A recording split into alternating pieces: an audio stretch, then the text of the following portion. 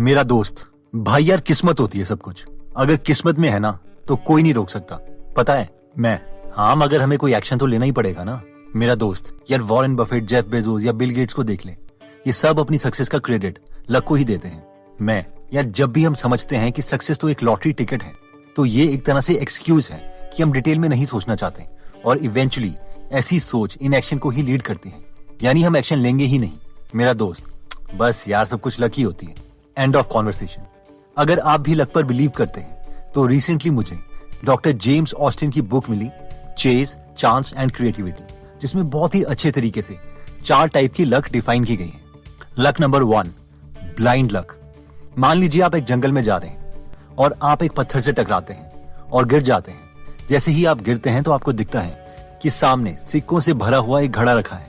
इस टाइप की कोई भी सिचुएशन को हम ब्लाइंड लक बोलेंगे, यानी हम कॉन्शियसली सोने का घड़ा नहीं ढूंढ रहे थे और बस वो सिचुएशन हो गई। फिर आती है luck number 2, luck from motion. इस टाइप ऑफ लक में हम बहुत मेहनत करते हैं ताकि एक ऑप्शन तो काम कर ही जाए।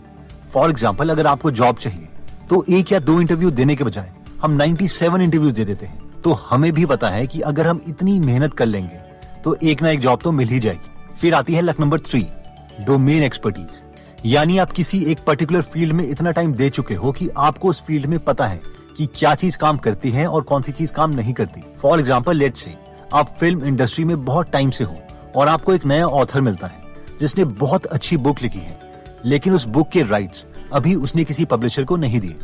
आपको अपने एक्सपीरियंस से पता है कि इस टाइप की मूवीज चलती ही चलती है और आपको ये भी पता है कि इस तरह की स्क्रिप्ट पर कौन सा डायरेक्टर मूवी बनाने को रेडी होगा।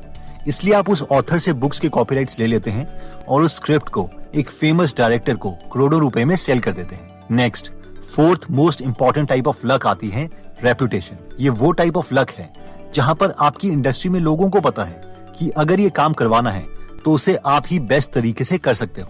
फॉर एग्जाम्पल, मान लीजिए कि आप एक बेस्ट स्कूबा ड्राइवर हो और किसी को पता चलता है कि समुद्र के नीचे एक टूटा हुआ शिप पड़ा है जिसमें गोल्ड है, तो उसे एक स्किल्ड आदमी की जरूरत है जो ये काम कर सके। और सबको इंडस्ट्री में पता है कि इस काम में आप बेस्ट हो और इसीलिए उस इंसान को आपसे डील करनी ही पड़ेगी, जिसके लिए आप उनसे एक अच्छा अमाउंट चार्ज कर लेते हो। तो फाइनेंशियल फ्रीडम उन लोगों के लिए पॉसिबल है जो टाइप 3 और टाइप 4 की लक में बिलीव करते हैं, यानी जो समझते हैं कि वो अपने हार्ड वर्क और राइट स्किल सेट को यूज करके फाइनेंशियल फ्रीडम अचीव कर सकते हैं। और जो लोग टाइप 1 और टाइप 2 में बिलीव करते हैं, आगे की वीडियो अनफॉर्चुनेटली उनके ज्यादा काम नहीं आएगी।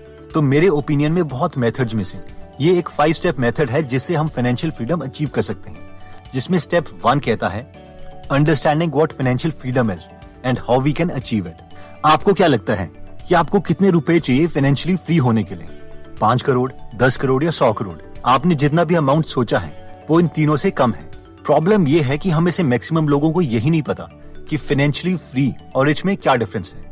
फाइनेंशियल फ्रीडम वो सिचुएशन है जिसमें हमारे पास इतने एसेट्स हैं जिससे कि हमारी बेसिक नीड्स जैसे कि रोटी, कपड़ा और मकान ये कवर हो जाती है। किसी के लिए 50,000 रुपए पर मंथ हो सकता है, किसी के लिए 1 लाख रुपए पर मंथ। फाइनेंशियल फ्रीडम का मतलब ये नहीं है कि हम एक्सट्रीमली रिच हो गए हैं, बल्कि इसका मतलब ये है कि हमें बेसिक चीजों के बारे में अब नहीं सोचना पड़ेगा और ना चाहते हुए भी कोई जॉब मजबूरी में नहीं करनी पड़ेगी। जब हम ये बात समझ आते हैं कि फाइनेंशियल फ्रीडम है क्या, तो मोस्ट इंपॉर्टेंट स्टेप नंबर 2 आता है, program your mind so that it knows assets will give you financial freedom. ये स्टेप कहता है कि पता होने से कुछ नहीं होता, हम फाइनेंशियल फ्रीडम कैसे पाते हैं और रैट रेस से कैसे बाहर निकलते हैं, ये अपने माइंड में कंप्लीटली एनग्रेन्ड करना पड़ेगा ताकि हमारी सेकंड नेचर बन जाए। अब सवाल आता है कि ऐसा होगा कैसे? अगर हम ये कोन ऑफ लर्निंग देखें तो सबसे ज्यादा हम तब सीखते हैं जब हम एक्चुअल में कोई चीज कर रहे हो और उससे जस्ट पीछे है सिमुलेशन, यानी जैसे पायलट्स रियल वर्ल्ड में प्लेन उड़ाने से पहले सिमुलेटर में प्रैक्टिस करते हैं, वैसे ही हमें भी रिच डैड पुअर डैड के कॉन्सेप्ट्स को सिमुलेट करने के लिए उनकी कैश फ्लो गेम खेलनी चाहिए और उस गेम में हम रैट रेस से बाहर निकलें, फाइनेंशियल फ्रीडम अचीव करें। अब आप में से कई लोग सोचेंगे कि सर गेम से कौन फाइनेंशियल फ्रीडम अचीव कर सकता है? एंड यू आर राइट, इस गेम से हमें फाइनेंशियल फ्रीडम नहीं मिलेगी, लेकिन रिच डैड पुअर डैड के कॉन्सेप्ट्स बहुत अच्छे तरीके से हमारे ब्रेन में इंस्टॉल हो जाएंगे। फॉर एग्जाम्पल, ये एक मेल है जो 2017 में हमें आई थी। सपना जी, जिनका ज्वेलरी मैन्युफैक्चरिंग बिजनेस था और उन्होंने rich dad poor dad book पढ़ने के बाद कैश फ्लो गेम जब खेली तो इसने उनका बिजनेस ग्रो करने में बहुत हेल्प करी और ये अलग लेवल का एक्सपीरियंस था जो सिर्फ बुक पढ़ने से नहीं आ सकता। तो मैं आपको एक ओवरव्यू दे देता हूँ कि ये गेम हम कैसे खेलते हैं। ओके, तो हम एक ओवरव्यू ले लेते हैं कैश फ्लो गेम का। ये हमारी इनकम स्टेटमेंट है जहाँ पर हमारी इनकम है और एक्सपेंसेस हैं। यहाँ पर इनकम हम ऐड कर रहे हैं एक सेक्रेटरी की तरह, जहाँ पर हमारी इनकम है $2500 और ये हमारे एक्सपेंसेस है जो हमें हर मंथ पे करने ही है अगर हमें सर्वाइव करना है। तो टोटल इनकम कितनी हुई 2500, एक्सपेंस इन सबको ऐड करके हो गया 1620, यानी $880 है, जिससे हमें रैट रेस से बाहर निकलना है। रैट रेस यानी फाइनेंशियल फ्रीडम हम तब अचीव करेंगे जब हमारी जो एसेट से पैसे आ रहे हैं वो कम से कम $1620 के आसपास हो जाए, क्योंकि ये हमारी क्या है, ये हमारा एक्सपेंस है। जिस मूवमेंट पर हम $1620 अचीव कर सकते हैं अपने एसेट से बिना काम करें, तो हम अपनी फाइनेंशियल फ्रीडम अचीव कर लेंगे। तो यहाँ पे हम देख सकते हैं कि होम मॉर्टगेज ये सारी लायबिलिटीज़ हैं जिसके लिए हमें हर महीने पे करने पड़ते हैं। टोटल घर का लोन हमारा 38,000 था और इसीलिए इस 38,000 को पे करने के लिए हमें $400 हर महीने पे करने पड़ते हैं। फिर कार लोन जो टोटल है वो $4,000 है और कार लोन की पेमेंट कितनी है $80। यहाँ पे क्रेडिट कार्ड हमारा $2,000 का है और यहाँ पे क्रेडिट कार्ड हर महीने हमें पे करने पड़ते हैं 60 मिनिमम। रिटेल डेट है 1000 और यहाँ पे हमें 50 करने पड़ते हैं। और ये अदर एक्सपेंसेस है, खाना पीना, बिजली का खर्चा, और गवर्नमेंट को टैक्स देना पड़ता है $460। तो अब एक ये रियल लाइफ सिचुएशन है जहाँ पर हम एक्चुअल में कैलकुलेशन करते हैं। आप ये लाइफ जियोगे। यहाँ पे हमारे पास डील्स आती रहती हैं। ये स्मॉल डील है, 5000 से कम चाहिए या बड़ी चाहिए। अगर हम बोलेंगे हमें स्मॉल चाहिए तो ये हमें बोल रहा है कि हमें एक म्यूचुअल फंड मिल रहा है जिसकी कॉस्ट 40 है लेकिन कैश फ्लो 0 है, यानी हमें $40 तो पे करने पड़ेंगे क्योंकि हमारे पास कुछ पैसे हैं, हम पे कर सकते हैं, लेकिन कैश फ्लो से कुछ नहीं आएगा, $0 आएगा। और जो ट्रेडिंग रेंज है, बाद में वो जो बिकेगा म्यूचुअल फंड वो $10 से $30 तक का बिकेगा। तो हम इसे पास कर देते हैं क्योंकि कैश फ्लो तो इसमें है नहीं और ना इसकी अप्रिशिएट होने के चांसेस हैं, तो हम इसे पास कर देंगे। ये एक्चुअली आपका रैट रेस है। यहाँ पे आप डाइस रोल करते हैं, नई नई सिचुएशन आती है, कभी आपको डील्स मिलती हैं, कभी खर्चा होता है, ऑलमोस्ट रियल लाइफ की तरह।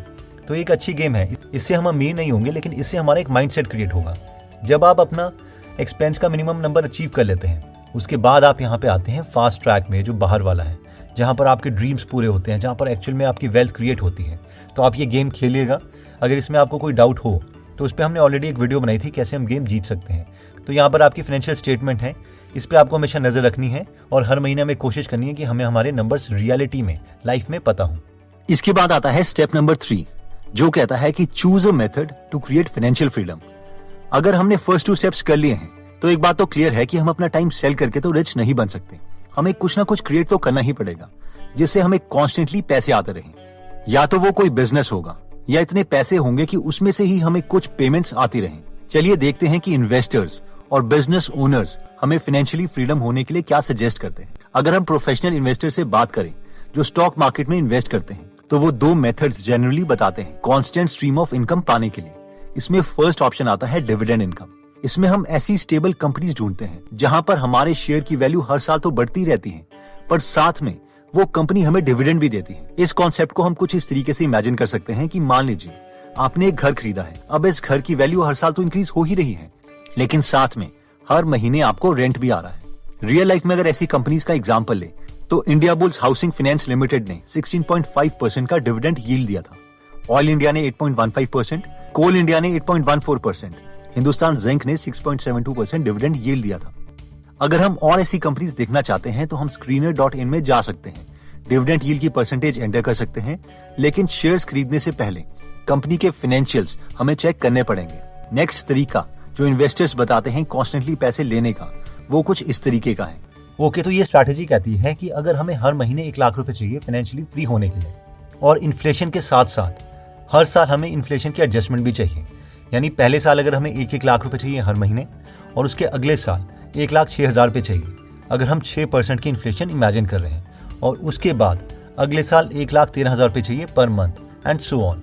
तो क्या करो, इन्वेस्टर्स बोलते हैं, तो आप क्या करो कि आप 3 करोड़ रुपए किसी तरीके से इकट्ठा कर लो।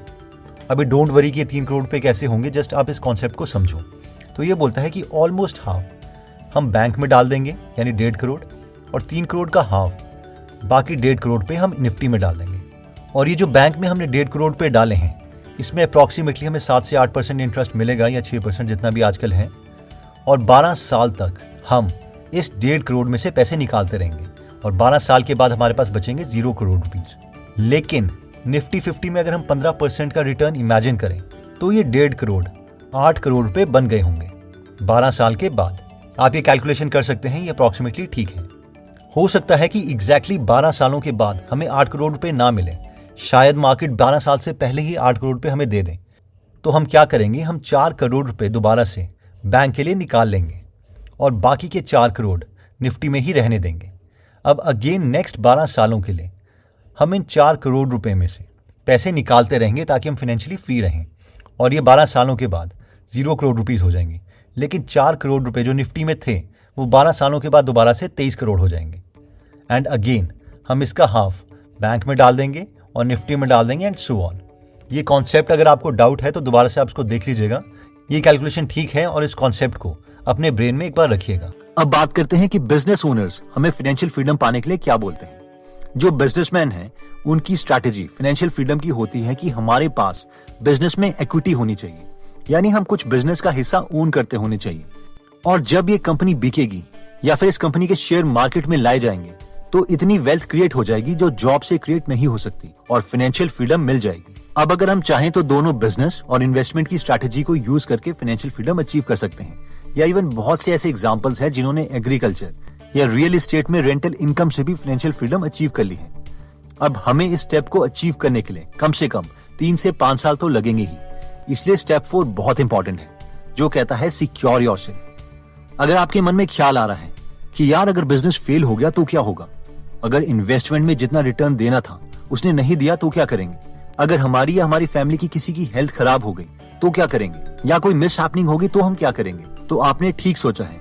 और इसीलिए ये स्टेप 4 है जो कहता है कि हमें खुद को 3 चीजों में सिक्योर करना है, जिसमें फर्स्ट सिचुएशन कहती है कि कोई भी मिस हैपनिंग होती है तो हमारे पास कम से कम 12 महीने के लिए सर्वाइव करने का फंड होना चाहिए, जिसे हम इमरजेंसी फंड भी कहते हैं। यानी अगर हमारा और हमारे परिवार का खर्चा 1 महीने में 1 लाख रुपए है तो हर वक्त कम से कम हमारे पास 12 लाख रुपए बैंक में होने चाहिए, जिसे हम इमीडिएटली विड्रॉ कर सके। नेक्स्ट चीज जो हमारे पास होनी चाहिए वो है हेल्थ इंश्योरेंस। कम से कम 6 से 10 लाख रुपए की health insurance on an average एक मिडिल क्लास पर्सन के पास होनी चाहिए। बस एक बात का ध्यान रखना है कि जब भी हम कोई हेल्थ इंश्योरेंस का फॉर्म भरें तो उसमें सारे के सारे फैक्ट्स ठीक लिखे हों। अगर डायबिटीज है तो उसमें मेंशन कीजिए ताकि जब हम हेल्थ इंश्योरेंस क्लेम करें तो कोई दिक्कत ना आए। और फाइनली आता है लाइफ इंश्योरेंस। इसमें हम टर्म इंश्योरेंस ले सकते हैं, यानी एक पर्टिकुलर टाइम के लिए अगर हमें कुछ हो जाता है तो हमारी फैमिली सिक्योर रही। For example 500 rupees per month में हम 1 करोड़ का टर्म इंश्योरेंस ले सकते हैं। अगर हमें कुछ नहीं होता,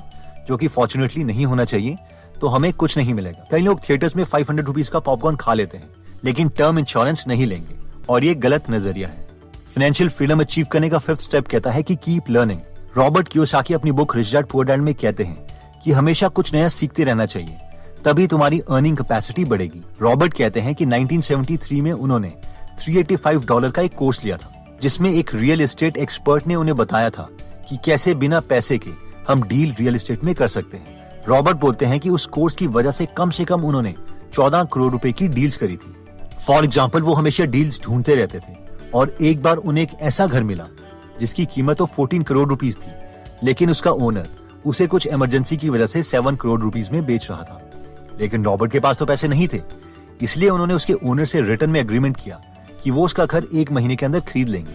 फिर वो अपने एक दोस्त के पास गए जिसके पास पैसे थे और उससे कहा कि वो उस घर को खरीद सकता है, लेकिन उसे रॉबर्ट को 30 लाख रुपीस देने पड़ेंगे। और उसका दोस्त मान गया क्योंकि रॉबर्ट ने ऑलरेडी घर के ओनर से अग्रीमेंट साइन करवा लिया था। अगर रॉबर्ट का दोस्त इस डील के लिए नहीं मानता तो वो ये डील किसी और को दे सकते थे। रॉबर्ट कहते हैं कि ये पार है लर्निंग की, कि मैंने बिना पैसे खर्च किए 30 लाख रुपीस कमा लिए और मेरे दोस्त को 14 करोड़ का घर 7 करोड़ में मिल गया, और ये एक विन विन सिचुएशन थी। तो दोस्तों, इस वीडियो में हमने फाइनेंशियल फ्रीडम के लिए 5 स्टेप्स देखे, जिसमें फर्स्ट स्टेप कहता है कि पहले ये समझो कि फाइनेंशियल फ्रीडम है क्या। अगर हमने कोई भी ऐसे एसेट्स बना लिए हैं जो हमें लाइफ लॉन्ग हमारी जरूरत का सामान या बेसिक नीड्स जितने पैसे जनरेट करके दे सकते हैं, तो हम फाइनेंशियली फ्री हो गए। सेकंड स्टेप में हमने देखा था कि अगर हम कैश फ्लो गेम खेलते हैं तो ये एसेट्स और लायबिलिटीज के कॉन्सेप्ट हमारे ब्रेन में अच्छे तरीके से इंस्टॉल हो जाएंगे और ये हमारी सेकंड नेचर बन जाएगी। थर्ड, हमने देखा था कि बहुत से तरीके हैं फाइनेंशियली फ्री होने के लिए, जैसे कि इन्वेस्टिंग में हम ऐसी कंपनीज चूज कर सकते हैं जो हमें डिविडेंड्स देती रहे, या फिर अगर हम किसी तरह एक बेसिक अमाउंट इकट्ठा कर लेते हैं तो हम कुछ पोर्शन निफ्टी और कुछ बैंक में डिपॉजिट करके फाइनेंशियली फ्री रह सकते हैं। फोर्थ स्टेप में हमने देखा था कि फाइनेंशियली फ्री होने के लिए हमें मिनिमम 3 से 5 साल लगेंगे ही। इसलिए खुद को सिक्योर करने के लिए हमें 12 महीने का इमरजेंसी फंड रखना चाहिए, हेल्थ इंश्योरेंस और लाइफ इंश्योरेंस भी रखनी चाहिए। और फाइनली फिफ्थ स्टेप में हमने देखा था कीप लर्निंग, यानी अगर हम अपनी फाइनेंशियल एजुकेशन को इम्प्रूव करते रहेंगे तो हम हमेशा अपनी अर्निंग स्किल्स को इम्प्रूव कर सकेंगे, यानी the more you learn the more you earn. Anyways दोस्तों, अगर आपको लगता है कि ये वीडियो आपके किसी फ्रेंड या फैमिली मेंबर को हेल्प कर सकती है फाइनेंशियल फ्रीडम के कॉन्सेप्ट को समझने के लिए, तो ये वीडियो उनके साथ प्लीज जरूर शेयर कीजिए। ही करना चाहते हैं तो सब्सक्राइब करने के बाद बेल का बटन दबाना मत भूलिएगा। आप कमेंट करके ये भी बता सकते हैं कि आप नेक्स्ट वीडियो किस टॉपिक पर चाहते हैं। जल्द ही हम आपसे दोबारा मिलेंगे। जय हिंद।